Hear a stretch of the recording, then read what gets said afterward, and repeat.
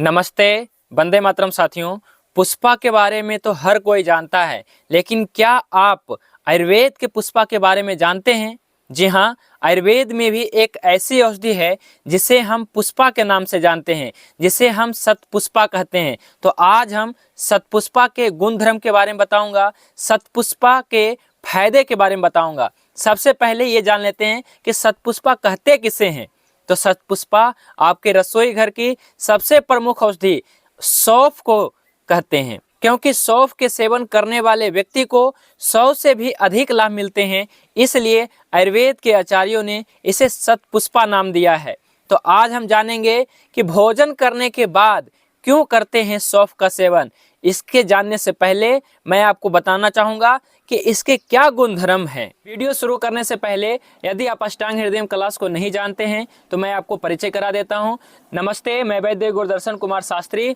मैंने अष्टांग हृदय क्लास की शुरुआत 1 अगस्त 2024 को किया था, जो अनवरत रूप से अभी तक चल रहा है। तो जो भी साथी अष्टांग हृदय क्लास को ज्वाइन करना चाहते हैं, अपने चिकित्सक स्वयं बनना चाहते हैं, ऋषियों एवं शास्त्रों को ज्ञान को समझ करके, तो आप हमारे अपने चिकित्सक स्वयं बने महाअभियान से जुड़ सकते हैं। इसके लिए आपको सिर्फ अपना नाम, पता और अपना उद्देश्य लिख करके मुझे व्हाट्सएप करना होगा। हमारी तरफ से आपको अष्टांग हृदय भागवत गीता की ई बुक फ्री में मिलेगा। तो हम आपको आयुर्वेद पढ़ना सिखाते हैं, आयुर्वेद के अनुसार अपना जीवन जीना सिखाते हैं, और यदि आप या आपके फैमिली में कोई रोग ग्रसित है तो इसका उपचार कैसे किया जा सके बिल्कुल शास्त्रोक्त ढंग से, वो हम आपको सिखाते हैं। इसके लिए आपको अष्टांग हृदय क्लास ज्वाइन करना चाहिए। चलिए आप शुरू करते हैं आयुर्वेद के पुष्पा के बारे में, अर्थात शतपुष्पा के बारे में। तो भोजन करने के बाद, प्रश्न है, भोजन करने के बाद सौंफ खाने से क्या होता है? अगर ये जानना चाहते हैं तो सबसे पहले इसके गुणधर्म को जानना पड़ेगा कि असल में सौंफ क्या है, इसके गुणधर्म क्या है, इसकी तासीर क्या है। कुछ लोग कहते हैं तासीर में ठंडा है, कुछ कहते हैं गर्म है, कुछ कहते हैं कि अग्निदीपन करता है, कुछ कहते हैं पाचन है, कुछ कहते हैं अनुलोमन है। तो असल में क्या है? सौंफ के अनगिनत फायदे हैं। ऐसे ही इसका नाम शतपुष्पा नहीं रखा गया है, सैकड़ों फायदे हैं। इसलिए कौन कौन से फायदे अगर ये जानना है तो आपको केवल और केवल आयुर्वेद के अनुसार इसका गुण धर्म जानना है कि इसमें कौन से रस हैं, कौन से महाभूत हैं। अगर ये आप जान लेते हैं तो आपका क्लियर हो जाएगा कि इसका प्रयोग कहाँ कहाँ कर सकते हैं। सबसे पहले भाव प्रकाश निघंटु के अनुसार ऐसा बताया गया है कि यह पाक में लघु है, अर्थात इससे साफ है मित्रों, यह हल्का है, तीक्ष्ण है, पित्त कारक है और अग्नि दीपक है, कटु रस युक्त है। कोई भी औषधि में सबसे महत्वपूर्ण होता है उसका रस और महाभूत। तो सबसे पहले मित्रों देख लेते हैं कि इसमें रस कौन सा है। तो इसमें रस जो भाव प्रकाश निघंटु में आया है कि इसमें कटु रस है। कटु रस इसका महाभूत होता है वायु और अग्नि।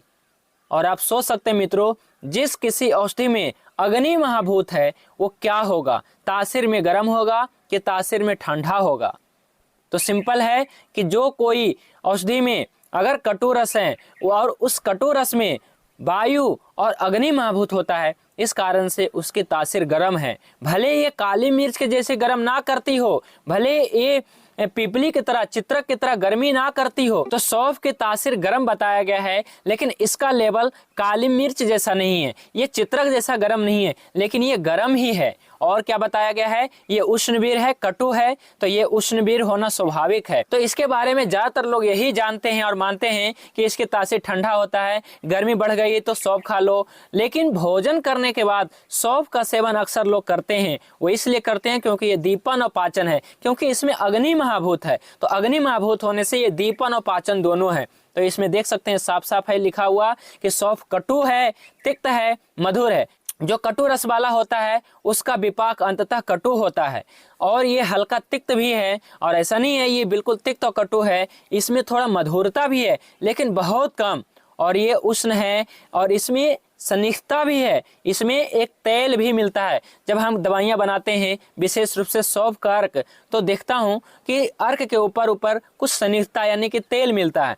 तो सौंफ में क्या है, सनिग्धता है। सौंफ दीपन और पाचन है। तो मित्रों आप समझ गए होंगे कि सौंफ की तासीर गर्म है और यह जो है दीपन पाचन है और इसका जो है विपाक कटु है। तो अब हम जानते हैं कि भोजन करने के बाद सौंफ का सेवन क्यों करना चाहिए, क्योंकि जो अष्टांग हृदय से जुड़े होंगे उनको भली भांति पता चल गया होगा क्योंकि हम हमेशा बताते हैं कि भोजन का आरंभ मधुर रस से करना है और समाप्ति तिक्त कटु कसाय रस से करना है। तो आपको उत्तर मिल गया होगा कि भोजन के बाद में कटु रस क्यों सेवन करना चाहिए।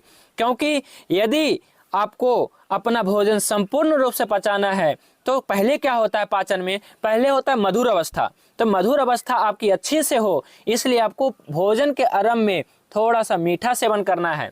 और लास्ट में क्या होता है, कटु अवस्था, कटु अवस्था पाक, इसलिए आपको भोजन के अंत में सौंफ का सेवन करनी चाहिए। केवल सौंफ का नहीं बल्कि कटु कोई भी चीज़ें खा सकते हैं, है ना। इसमें बहुत सारे पदार्थ हो सकते हैं, शहद भी है क्योंकि शहद भी कसाय रस। तो भोजन के आरंभ में मीठा खाना है और भोजन के लास्ट में आपको कटु तिक्त कटु कसाय रस में से कुछ भी सेवन कर सकते हैं। इसलिए अक्सर सौंफ खाने के बाद खाया जाता है। इससे न सिर्फ केवल मुंह की ताजगी बनी रहती है बल्कि शरीर को और भी बहुत सारे फायदे मिलते हैं।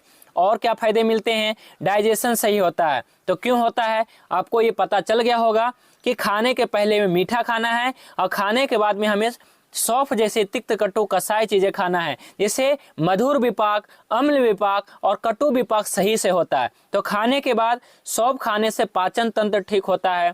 पेट से जुड़ी हुई दिक्कतें जैसे ब्लोटिंग या एसिडिटी की दिक्कत होती है तो सौंफ के सेवन करने से ठीक होता है, क्योंकि ये पाचन धर्म का है, क्योंकि इसमें दीपन पाचन, क्योंकि इसमें अग्नि महाभूत है। इसलिए बीपी कंट्रोल होता है। बीपी का मतलब है हाई बीपी। तो हाई बीपी कैसे ठीक होता है, क्योंकि हाई बीपी पृथ्वी और आप महाभूत के गुणों की वृद्धि से होता है, इसलिए इसमें अग्नि और वायु महाभूत है तो ठीक करता है। तो सौंफ हाई ब्लड प्रेशर को कम करने में भी अपना असर दिखाता है। इसमें पोटेशियम की अच्छी मात्रा होने से ब्लड प्रेशर कंट्रोल करता है, साथ ही हृदय की सेहत अच्छी करती है, क्योंकि हृदय की सेहत कब खराब होती है, जब पृथ्वी और आप महाभूत बढ़ जाता है। और इसमें क्या है, वायु और आकाश महाभूत है ना, वायु और अग्नि महाभूत है। और सौंफ का सेवन करने से डायबिटीज में भी बेनिफिट मिलता है, क्योंकि डायबिटीज के मरीजों को भी सौंफ का सेवन करना चाहिए। इससे ब्लड शुगर नहीं बढ़ता है, क्योंकि सौंफ तिक्त है, कटु है और ये गर्म है, इसलिए ब्लड शुगर नहीं बढ़ता है। और वजन भी कम करता है। वजन क्यों बढ़ता है, क्योंकि ज्यादातर लोग भोजन के अंत में मीठा खाना पसंद करते हैं और खाते भी हैं। तो मीठा खाने से क्या होता है, उनका ब्लड शुगर भी बढ़ता है और वजन भी बढ़ता है। इसलिए हम जो हमेशा कहते हैं कि भोजन के पहले में मीठा खाना है। भोजन जब आरंभ करते हैं तो पहले निवाले में आप मीठा ही खाएं और भोजन के अंत जो है आप मीठा से ना करें, कभी ना करें। हमेशा जो है तिक्त कटु कसाय रस का सेवन करते हुए भोजन का अंत करना चाहिए।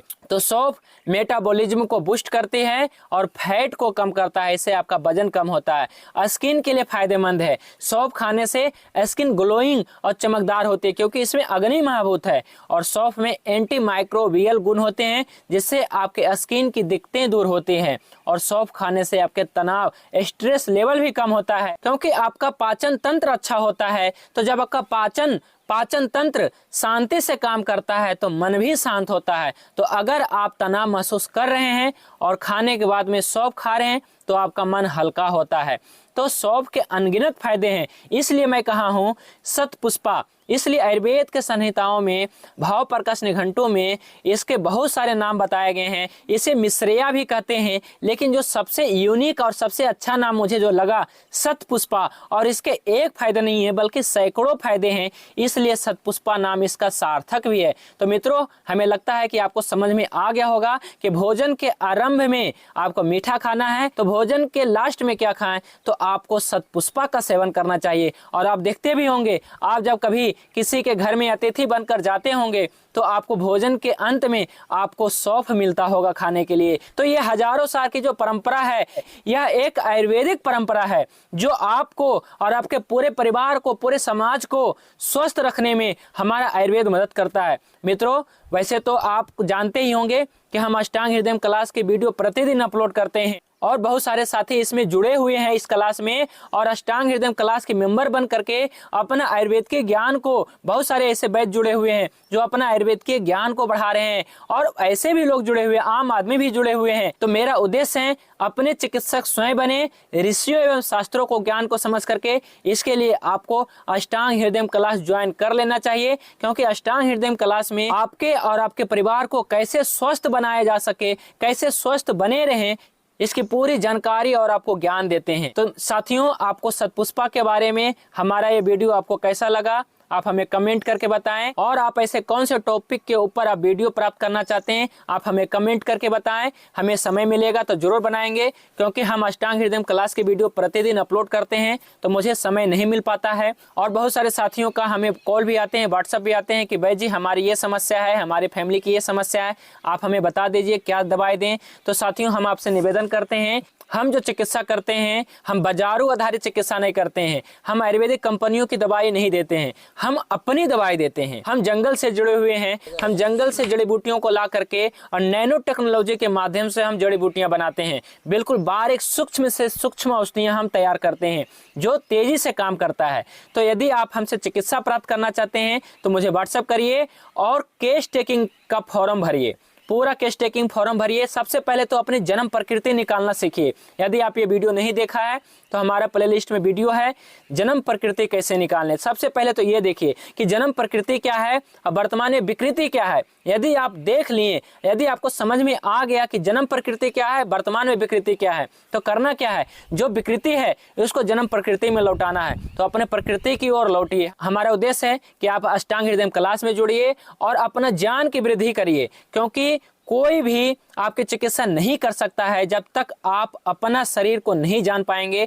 अपने भोजन को नहीं पहचान पाएंगे। इसलिए एक बहुत बड़ा हमारा उद्देश्य है अपने चिकित्सक स्वयं बने, ऋषियों एवं शास्त्रों को ज्ञान को समझ करके। ऐसा नहीं कि मैं कह रहा हूं तो आप जो है ऐसा करने लगे। जो शास्त्रों में लिखा है, जैसे अभी मैंने जो सौंफ का गुणधर्म बताया, अपने अनुसार नहीं बताया कि हाँ ये गर्म है, ये ठंडा है।